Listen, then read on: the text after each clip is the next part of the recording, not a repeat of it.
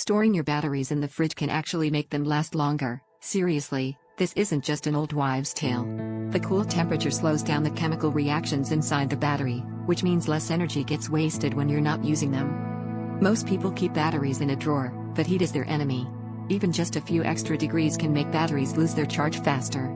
That's why the fridge, with its chilly environment, can help keep them fresh for months longer than at room temperature. But here's the twist: you have to protect them from moisture.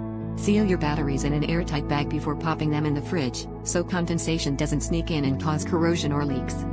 Next time you stock up on AAs or AAAs, skip the junk drawer and give your fridge a try. You might be surprised at how much longer your gadgets keep going.